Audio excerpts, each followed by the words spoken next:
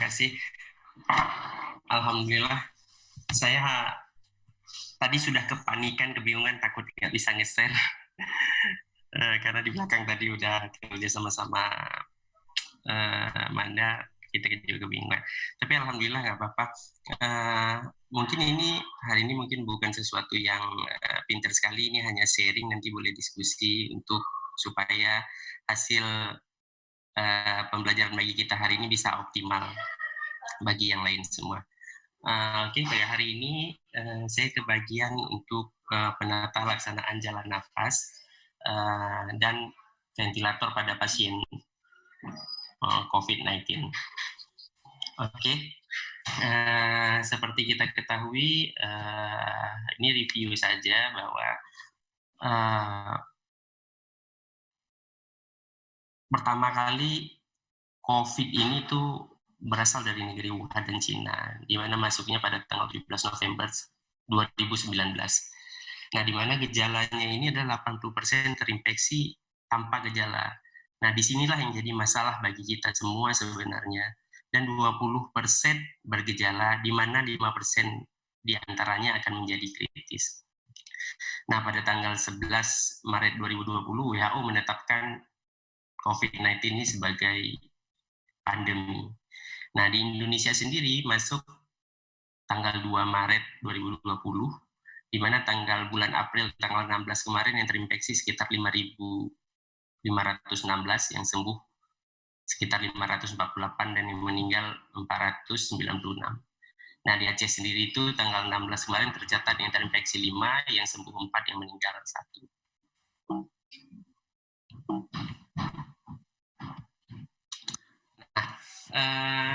Sebenarnya coronavirus ini adalah penyebarannya terbagi dari dua yang sekarang baru ditemukan dengan COVID, di mana yang pertama adalah MERS, yang kedua ada waktu itu SARS, yang ketiga COVID.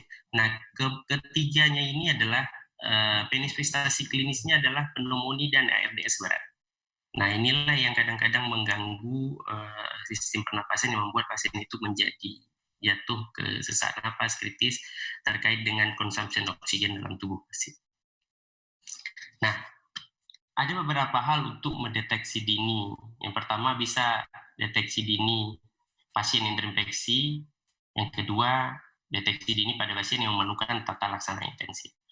Nah, yang deteksi dini pada terinfeksi dengan virus corona ini adalah yang pertama dengan PCR atau rapid test atau dengan cara klinis atau early warning system. Nah, di mana di sini kalau dengan early warning system ada beberapa hal yang menjadi patokan atau parameter bagi kita untuk menentukan bahwa ini termasuk sudah bisa dikategorikan itu dalam positif atau belum. Yang pertama adalah pneumonia dengan CT scan. Bila ada, skornya itu menjadi besar, 5. Yang kedua adalah riwayat kontak dengan pasien COVID yang lain. Ini yang disebut-sebut tadi. Bila ada, nilainya juga 5. Terus ada demam, skornya 3, suhu maksimal lebih dari 37 itu 1, usia, ada yang bilang 44, ada yang bilang 45, ada yang bilang 46. Tapi ini diambil 45 yang dikeluarkan oleh WHO pada saat itu. Terus jenis kelamin mayoritas tadi juga disebut laki-laki. Gejala gangguan pernapasan baik itu batuk, dahak, sesak dan lain-lain itu juga 1. Dan rasio neutrofil dan limfosit. Nah, skor ini akan bermakna bila lebih dari 10 merupakan indikasi untuk dilakukan pemeriksaan lanjutan. Nah, yang kedua, deteksi yang dini yang memerlukan tata laksana intensif. Nah, salah satunya yang dilihat parameter di sini adalah saturasi oksigen perifer kurang dari 93% dengan udara bebas. Terus yang kedua adalah frekuensi nafas lebih dari 30 kali per menit, di mana heart rate lebih dari 120 mungkin karena hipoksia atau hiperkarbi. Terus ada tanda-tanda kegagalan organ.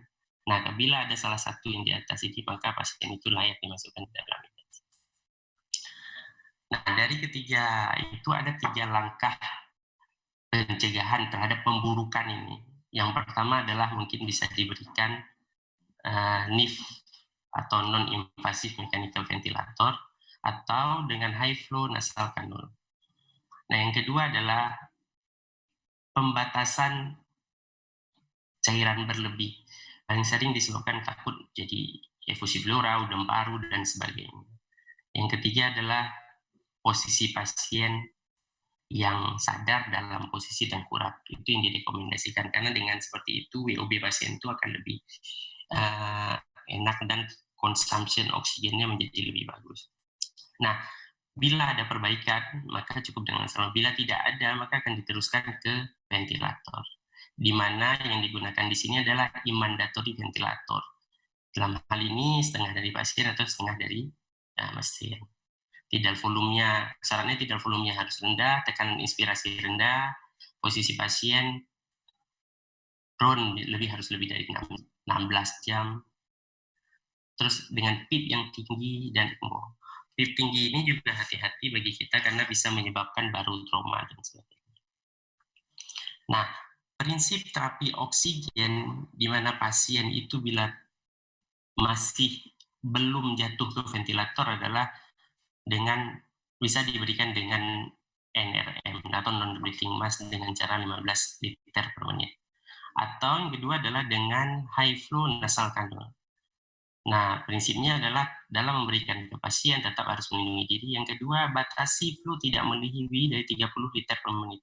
Bila sudah lebih, maka tetap harus dilakukan yang invasif dalam hal ini, yaitu intubasi sampai di ventilator. Nah, bila dilakukan pemberian high flow nasal cannula selama 1 jam, kemudian dievaluasi jika pasien mengalami perbaikan dan mencapai kategori ventilasi yang aman, di mana rasio oksigennya adalah sekitar 4,88 pada jam kedua, ke-6, dan ke-12, menandakan bahwa pasien tidak membutuhkan ventilator atau ventilasi invasif. Tapi sementara bila rasionya kurang dari 3,85, maka menandakan risiko tinggi sehingga membutuhkan intubasi. Nah, bagaimana cara mencari atau mendapatkan rasio oksigen adalah dengan cara saturasi oksimetri dibagi dengan jumlah flowmetri atau oksigen yang kita berikan ke pasien bagi laju nafasnya. Nah, di sini untuk NIF sendiri itu juga sama. Dilakukan adalah selama 1 jam, kemudian dievaluasi. Jika pasien mengalami perbaikan, mencapai kategori ventilasi yang aman dalam hal ini dengan volume tidal adalah kurang dari 8 cc atau mililiter per kilogram berat badan. Nah, jika ada kegagalan pernapasan dengan perbandingan tadi flow oksigen dibandingkan dengan jumlah feed, maka lanjutan ventilasi harus diulang 2 jam kemudian. Nah, untuk pasien-pasien pada kasus dengan manifestasi ARDS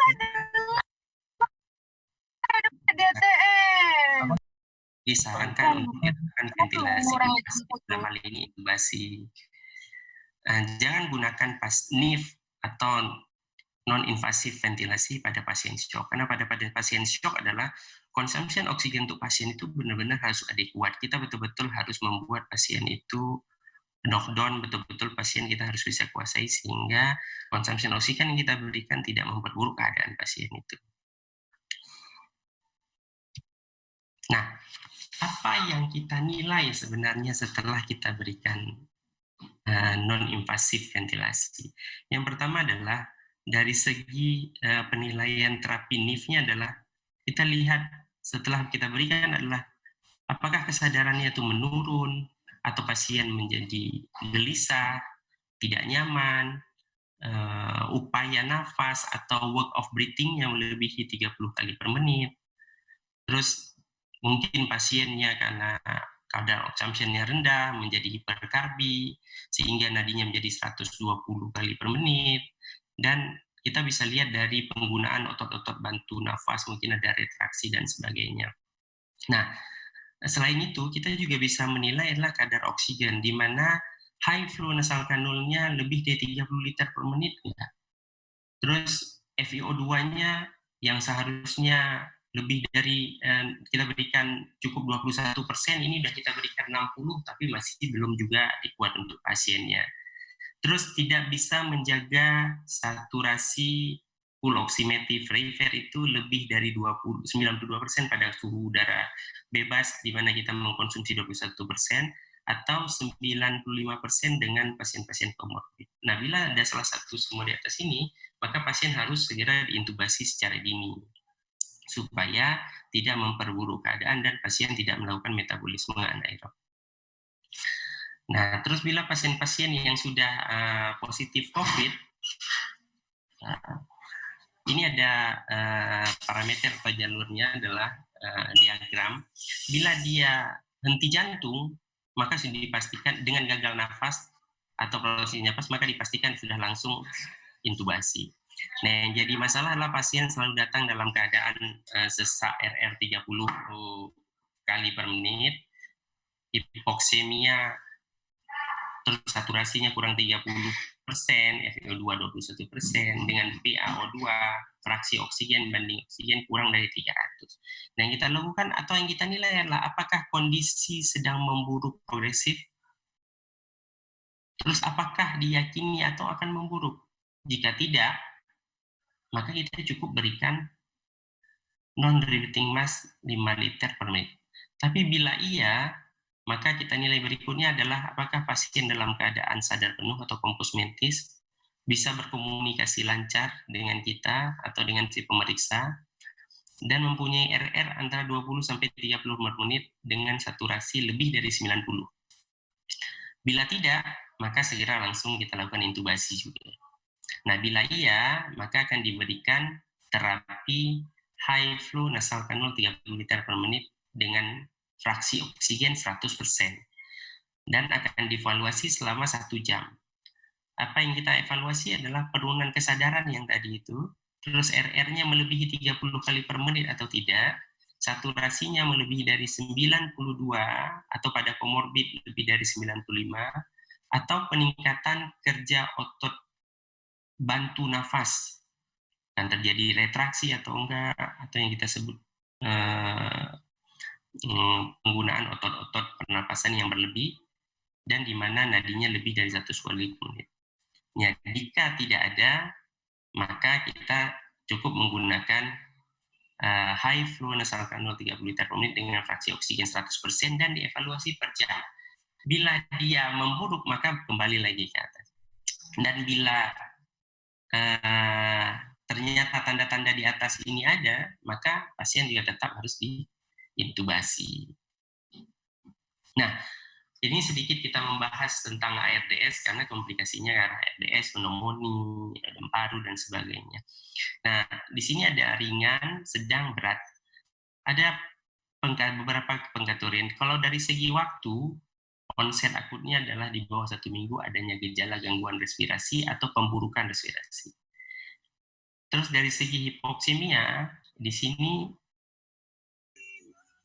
oksigen di arteri dibanding dengan fraksi oksigen, maka akan mendapatkan sekitar 200-300. Itu dengan menggunakan PIP atau CPAP atau oksigen spontan yang kita gunakan sekitar lebih dari 5. Yang kedua adalah bila kadar oksigennya bagi fraksi oksigen kurang dari 200 dengan PIP bagi 5, maka akan dikategorikan ke dalam sedang.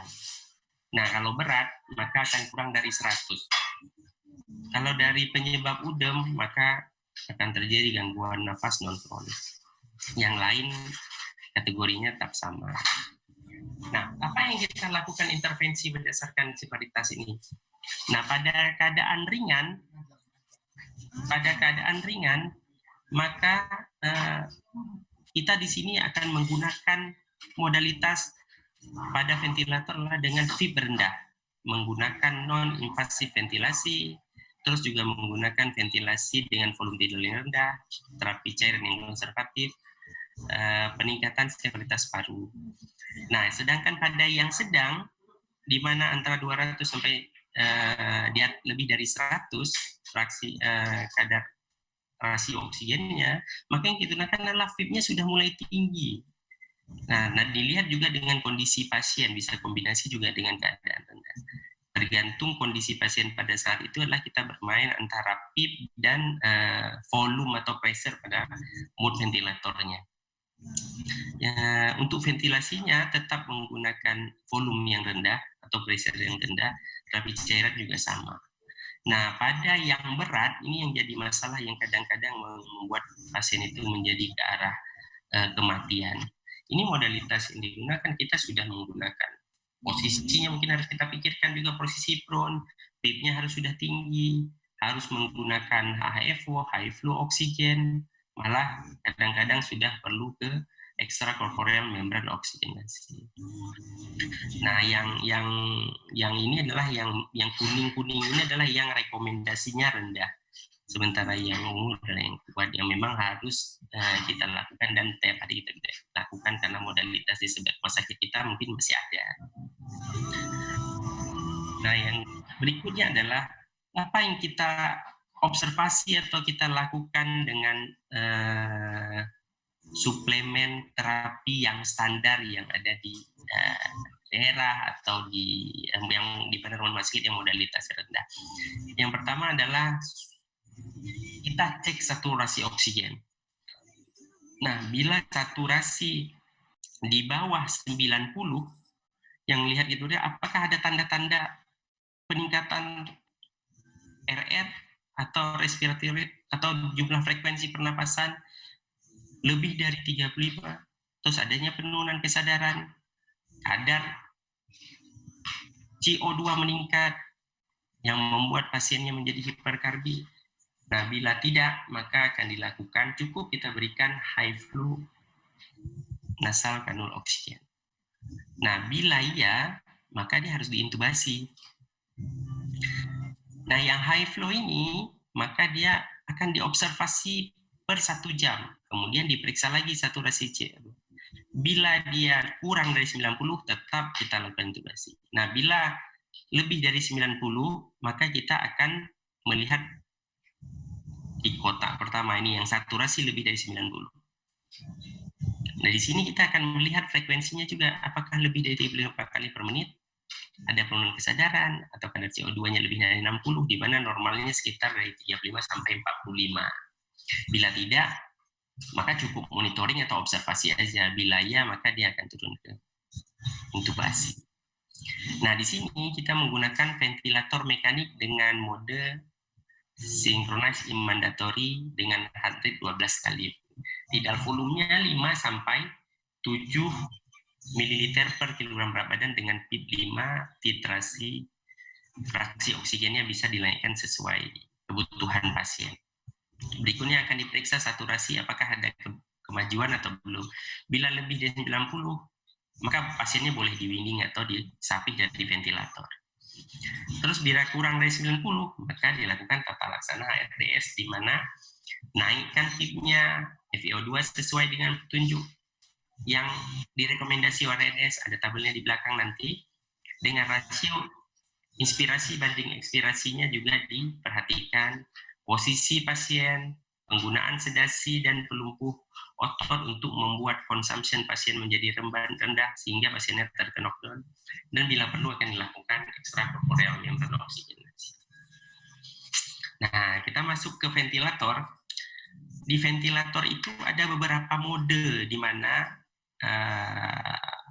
pengaturan ventilator itu ada 7 mode standar. Yang pertama adalah volume control. Volume control ini yang kita butuhkan adalah tidal volume, fraksi oksigen, PIP, dan respiratory rate. Cuman ini yang diatur di sini. Nah, harapannya yang kita mau dari volume control ini adalah volume yang tercapai. Jadi bukan pressure yang tercapai. Sehingga kadang-kadang tidak cocok bagi pasien-pasien yang menderita penyakit paru, tapi kalau pasien-pasien akut sih oke. Yang kedua adalah pressure control. Pressure control ini adalah yang di-setel adalah pressure-nya. Artinya setiap oksigen yang atau setiap tidal volume yang diberikan ke pasien yang tidak cukup, maka si mesin akan memberikan sesuai yang dibutuhkan pasien. dengan fraksi oksigen, PIP, dan respiratory rate. Yang berikutnya adalah mode standarnya adalah ASIS kontrol ventilasi. Nah, ini dipakai bila pasien sudah memiliki nafas spontan. Yang berikutnya adalah ada mandatory ventilasi, menggabungkan antara spontan dengan volume kontrol. Artinya masih di setengah di pasien, setengahnya di mesin. Nah, di sini kita juga nanti bisa melihat bahwa jika RR yang atau respiratory rate atau frekuensi napas yang kita setelkannya adalah 12 kali misalnya untuk volume control, maka yang outcome yang keluar adalah misalnya 30 kali. Artinya dia sudah punya nafas sendiri sebanyak 18. Nah, hal ini yang nantinya akan berusaha kita winning bahwa yang diberikan atau yang disetkan di mesin bisa kita kurangi secara bertahap. Yang berikutnya adalah synchronized mandatory ventilasi. Ini menggabungkan spontan dengan yang ASIS tadi.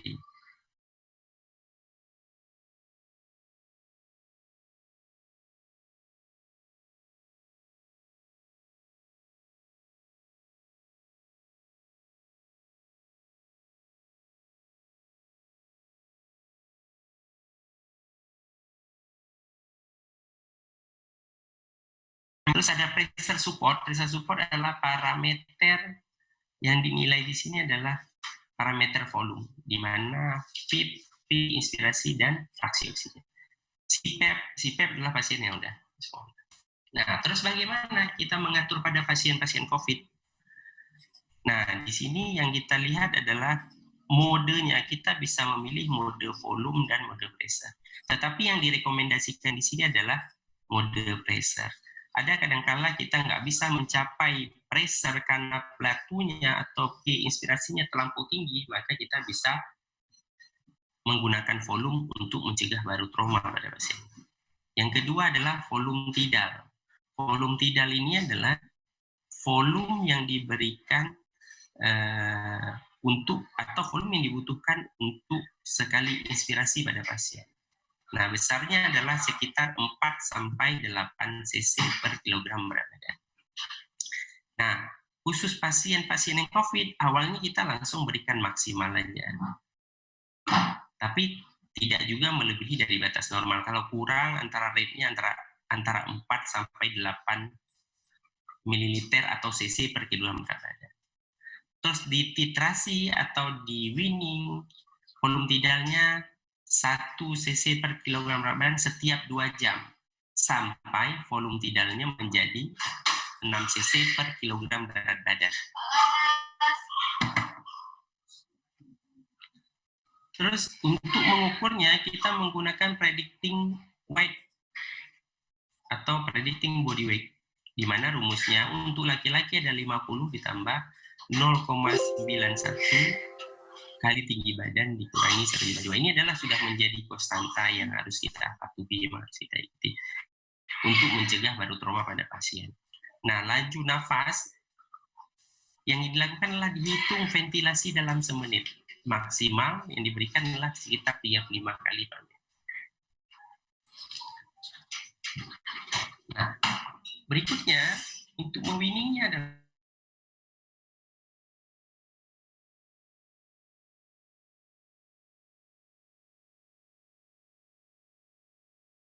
untuk mencegah trauma itu kurang dari 35. Maka yang diperiksalah platu setiap 4 jam atau setelah perubahan PIP dan volume tidal. Nah, pelan-pelan di winning, jika plate-nya lebih dari 30 cm H2O, maka turunkan volume tidalnya sebesar 1 cc per kilogram berat badan secara bertahap, minimal 4 cc atau 4 ml per kilogram berat badan. Nah, jika kurang dari 25, ini kurang dari 6 cc per kilogram berat badan. Yang dinaikkan adalah volume tidal sebesar 1 kg per kilogram berat badan. Artinya bahwa setiap tahanan atau plate-nya berkurang, maka volume tidalnya akan dinaikkan. Bila lebih, maka volume tidalnya akan diturunkan untuk mencegah baru trauma. Nah, jika plate-nya kurang dari 30 dan terjadi asinkronis, boleh dinaikkan volume tigel sebesar 1 ml per kilogram berat badan secara bertahap sampai 7 atau 8 cc per kilogram berat badan. Selama plate-nya tetap kurang dari 30 cm. Artinya, kalau dia misalnya plate-nya tiba-tiba setelah kita naikkan secara bertahap, baru naikkan sampai 3, tapi plate-nya sudah naik lebih dari 30, maka tidak boleh dinaikkan dan harus ditahan di situ. Nah, terus gunakan pada pasien-pasien dengan severe berat, maka kita gunakan tekanan positif ekspirasi atau kita sebut dengan PIP. Nah, hati-hati penggunaan PIP di sini sehingga menyebabkan baru trauma, di mana PIP lebih dari 10-nya dapat menyebabkan trauma. Nah, berapa jumlah PIP yang kita bisa pasang? Kok di rumus kategori yang ada di gambar di sini adalah ada 2. Yang pertama low PIP high FiO2 dan high PIP low FiO2. Di sini bisa kita menggunakan sampai 24. Tapi dengan syarat seperti tadi, artinya bahwa setiap kita naikkan satu, tetap tidak boleh melebihi plate. Kalau melebihi plate 30, maka dia harus dikurangi atau di stop atau ditahan di situ sampai parunya bisa kompensasi dan membaik. Nah, target kadar oksigen di arteri adalah 55 sampai 60 mm/Hg, di mana saturasi yang ditoleransi adalah antara 88 sampai 95%. Terus bila itu sudah kita lakukan ya benar dan ternyata pasiennya berhasil, terus bagaimana kita menyapit atau winning ventilasi mekanik ini? Yang pertama ada 2, yaitu berdasarkan ada syarat dan ada teknik. Nah, di mana kalau syarat adalah syaratnya PIP kurang 8, kurang sama dengan 8, dan FiO2 kurang dari 40%. Atau PIP kurang 5 dengan fraksi oksigen kurang dari 50%.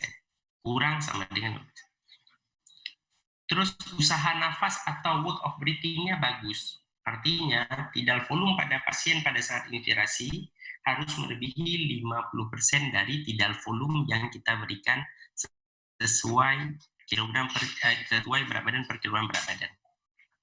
Yang ketiga adalah hemodinamik stabil tanpa tompangan atau minimal tompangannya minimal.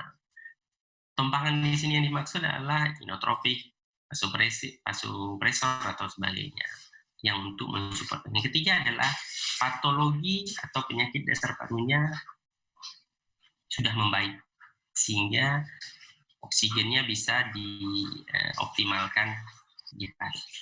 Yang kedua, dari segi teknik penyapihan, setelah dari kontrol, selanjutnya akan diberikan ke atau pressure control, berikutnya akan diberikan ke synchronize imandatory, berikutnya akan dispontakan. Setelah dispontan, maka akan dilakukan T-PACE. T-PACE itu adalah memberikan oksigen ke ujung dari ETT setelah dicabut dari ventilator, ditahan sekitar 1 jam sampai 2 jam. Bila pasien adekuat dengan saturasi oksigen lebih dari 96, maka pasien bisa. Tidak ada tanda-tanda gelisah, tidak ada tanda peningkatan heart rate, maka pasien itu layak secara teknis untuk dilakukan ekstubasi. Terus CPAP di mana pressure-nya itu kurang dari 5 cm dan pressure support-nya kurang dari 5 cm. Ini juga dilakukan secara bertahap, di mana yang awalnya mungkin 15, ke 10, ke 8, sampai ke 5. 5 dianggaplah nilai minimal yang sudah bisa ditoleransi untuk inspirasi dan ekspirasi pada orang yang work of breathing-nya sudah bagus. Terus awasi toleransi selama 30 menit. Apa yang diobservasi? Saturasinya harus lebih dari 90% atau PaO2-nya lebih dari 60 mmHg. Volume tidalnya lebih dari 4 cc atau 4 ml per kilogram berat badan. Jadi asumsi di sini kalau misalnya berat badan 50, berarti 4 kali 50 minimal 200. Kalau volume tidaknya 200, sudah 200, maka sudah bisa diplanningkan untuk diekshumasi. Nah, di sini volume tidaknya diambil ring paling bawah, di mana 4 sampai 8 diambil 4. RR-nya kurang dari 35 kali per menit, dengan analisa gas darahnya pH-nya adalah 7,3. Artinya bahwa balance, tidak asam dan tidak basa. Nah, tidak ada tanda-tanda kesulitan bernapas seperti tidak ada hiperkarbi. Nah, sehingga nadinya tidak lebih dari 120 kali per menit, gerakan nafasnya enggak paradok, artinya RW-nya bagus, lancar, work of breathing-nya bagus, tidak menggunakan otot-otot pernapasan sekunder, tidak ada keringat berlebih atau gejala sesak.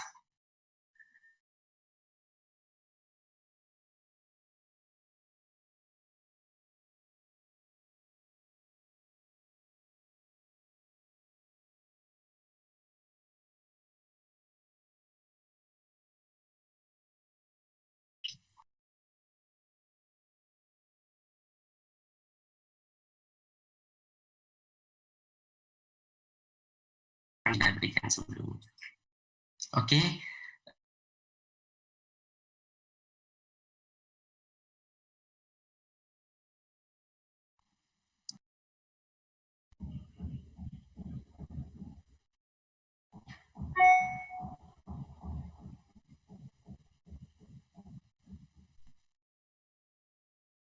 Halo, Dokter Muja.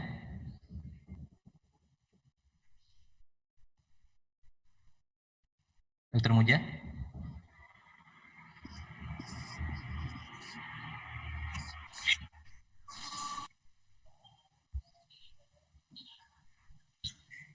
Halo, Dokter Rofi. Ya, Dok. Mohon maaf, mungkin terputus tadi ya, Dok. Oh iya, terputus ini sampai mana? Iya, Dok. Saya terakhir tadi lihat sudah slide terima kasih, Dok.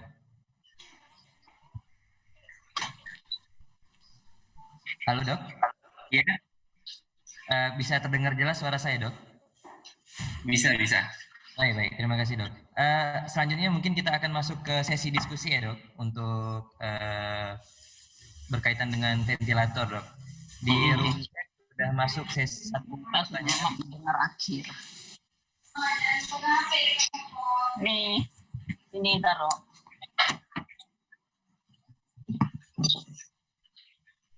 Iya, halo, Dokter Rofi. Ya, Dok. Di room chat sudah masuk satu penanya dari Oppo A5s. Ini tidak tercantum namanya, menanyakan bahwa kalau pasiennya sudah diberikan HFNC 30 LPM FiO2 100%, sudah evaluasi 1 jam, kemudian respiratory rate-nya meningkat 30 kali per menit, dan SpO2-nya turun 92%, tapi kesadaran masih kompos mentis, gelisah. Langsung kita itu basi gitu, Dok? Jadi yang penting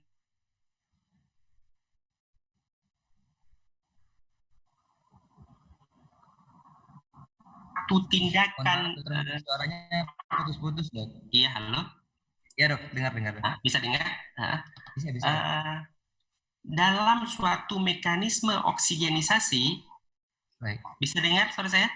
Dengar, Dok, dengar. Nah, yang kita pentingkan adalah antara supply and demand.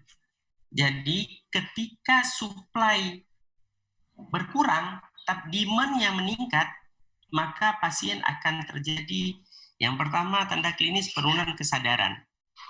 Yang kedua, karena pasien hiperkarbi, maka akan kecenderungan untuk melakukan metabolisme anaerob.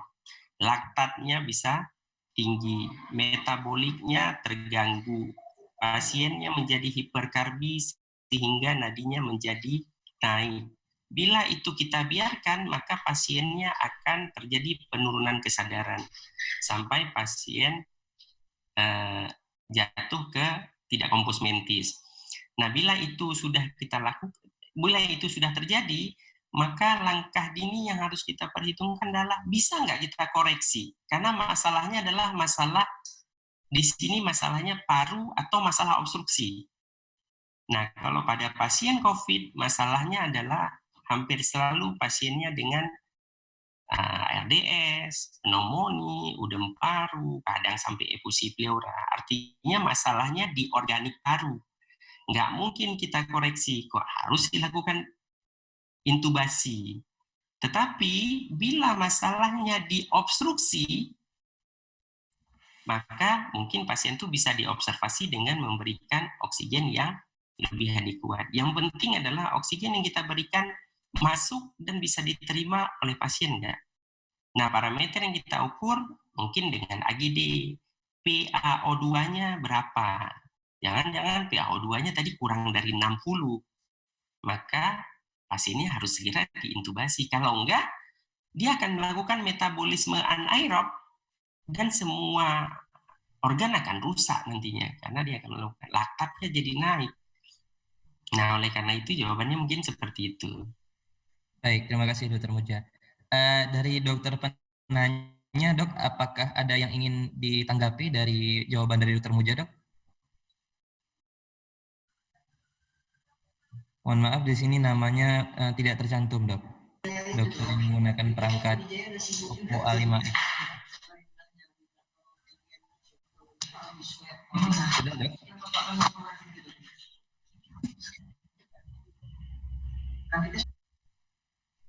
Baik, pertanyaan kedua, Dok, dari Dr. Ais Kulapius. Izin bertanya, Dok, apakah adakah kelemahan menggunakan HFNC? Mengapa posisi pronasi lebih direkomendasikan? Apakah pasien boleh menggantikan posisi dari pronasi dan supine per 6 jam? Oke. Terima kasih, Dr. Ais Kulapius. Sebenarnya kalau ditanya perbandingan antara satu tindakan dengan tindakan yang lain, itu nggak bisa dibandingkan karena antara high flow nasal kanul dengan intubasi itu jauh berbeda. Cuman pada step di mana pasien ini masih bisa ditoleransi dalam hal ini, masih dalam keadaan kompus mintis, RR-nya itu meningkatnya sedikit, PaO2 masih bisa ditoleransi, belum terjadi penurunan kesadaran, pasien masih bisa dikomunikasi. Maka pilihannya adalah high flow nasal kanul mungkin lebih bagus karena kita belum perlu untuk treat terkecuali pasien dengan komplikasi ARDS berat. Tapi high flow nasal kanul ini biasa dipakai pada SDR ringan atau sedang. Kenapa posisi prone lebih baik?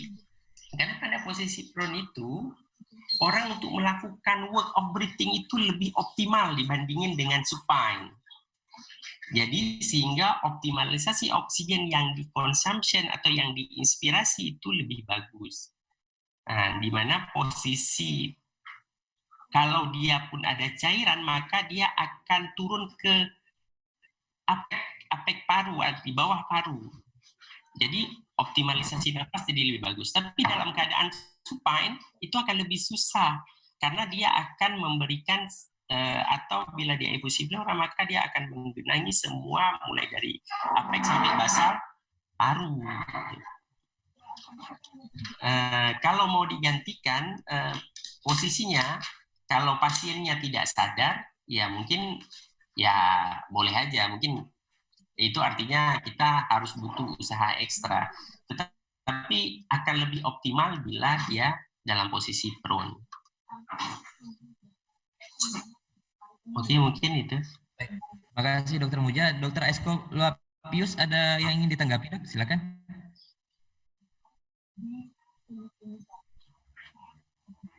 Silakan, Dok. Sudah bisa langsung berbicara, Dok? Sudah jelas ya, Dok? Ya? Baik. Terakhir mungkin ada yang ingin ditanyakan lagi bersama Dokter Muja.